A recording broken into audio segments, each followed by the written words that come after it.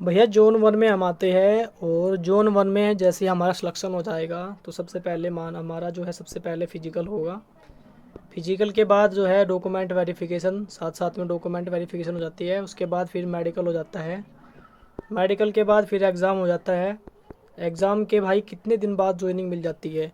भाई एग्ज़ाम अगर आपका हो गया उसके बाद आपको डेढ़ महीना कम से कम लगता है, 1.5 महीना, 1 से 1.5 महीना। यानी कि मैं बोलना चाहूँगा आपको एक्यूरेसी, बिल्कुल एक्यूरेसी बताऊँगा आपको। एक्यूरेसी यही है कि आपके जो है 40 से 45 दिन के अंदर आपको जो है रिजल्ट आना स्टार्ट हो जाता है, जिसमें आपके जो है ऑफिशियल तो नहीं मिलता, फिर भी आपको पीडीएफ के माध्यम से मिलता है। पीडीएफ आपके सेंटर के बाहर चिपका दी जाती है, जो धीरे धीरे किसी न किसी के द्वारा वायरल हो जाती है और आपके पास पहुंच जाती है।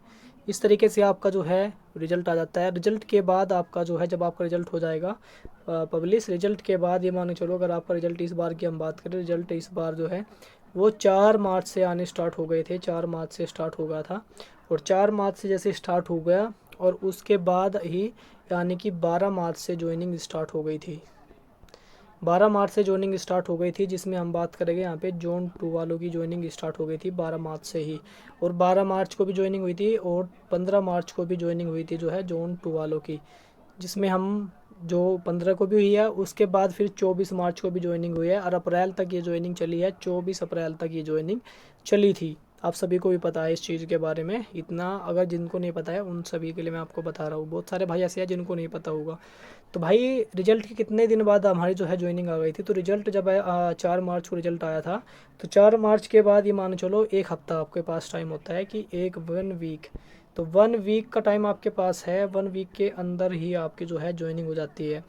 लेटर आपके पास बहुत ही, जैसे आपका मान के चलो आज आपका रिजल्ट आ गया, आज आपने अपने देख लिया कि भाई मेरे रिजल्ट में नाम आ गया, मेरा लिस्ट में नाम है।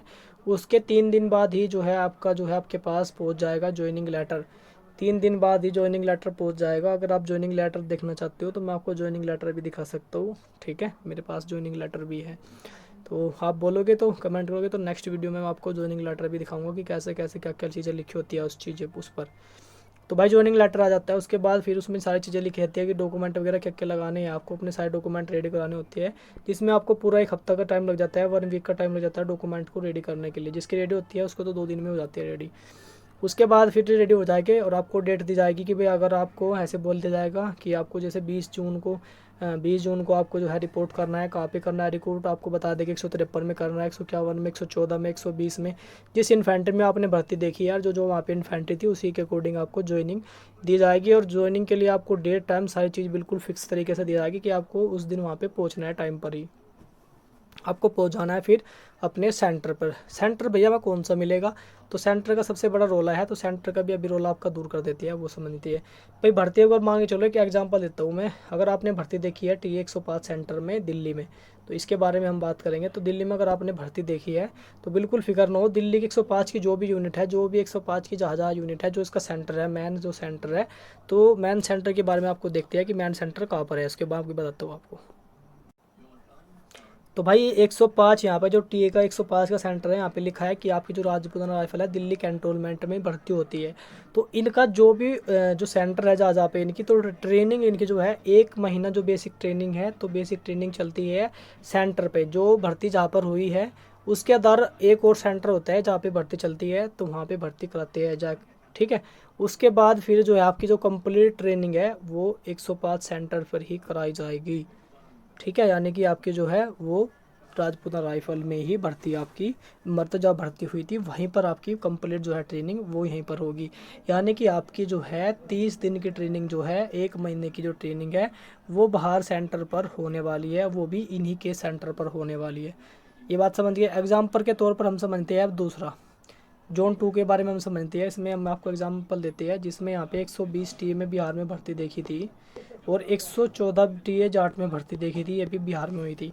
तो इनकी जो बेसिक ट्रेनिंग है अभी 1 मंथ की ट्रेनिंग कंप्लीट हो चुकी है उन। तो 1 मंथ की ट्रेनिंग बेसिक कंप्लीट कहाँ हुई है? वो जम्मू में हुई है। 114 यूनिट, 114 जाट की यूनिट है, कहाँ पर? जम्मू में, वहाँ पे हुई है। उसके बाद अब जो बची बाकी ट्रेनिंग कहाँ पर होगी? बाकी ट्रेनिंग होगी दानापुर सेंटर पर ही उनकी, ठीक है, दानापुर सेंटर पर ही होने वाली है। तो ये आप बात आपको समझ में आ गई होगी, अच्छे से आप समझ गए होगे। तो ये इस तरीके से आपकी जो है ट्रेनिंग पीरियड चलेगा और ट्रेनिंग पीरियड के बारे में आप पूरा 1 ईयर का आपका जो है ये ट्रेनिंग पीरियड रहने वाला है। 12 मंथ्स का आपका जो है ट्रेनिंग पीरियड रहने वाला है। इस बार जैसे अग्निवीर में ऐसा कुछ नहीं है, और ये ट्रेनिंग टाइम भी जो है आपका फ़िक्स नहीं होता है मेरे भाई। फ़िक्स कैसे नहीं होता है, ये फ़िक्स ऐसे नहीं होता है क्योंकि ये सेंटर के हिसाब से होता है। किसी सेंटर पर ट्रेनिंग पीरियड जो है 10 मंथ का होगा, जहाँ पे ट्रेनिंग पहले चलेगी वहाँ जल्दी ख़त्म हो जाएगा, जहाँ लेट चलेगा तो वहाँ पे थोड़ा लेट होगा। इस तरीके से आपकी ट्रेनिंग पीरियड होगा। तो प्यारे दोस्तों, ये बात आपको अच्छे समझ में आई होगी। तो चलिए दोस्तों, आशा करता हूँ आपको जानकारी अच्छी लगी होगी। मिलेंगे नेक्स्ट वीडियो में, तब तक के लिए जय हिंद, जय भारत।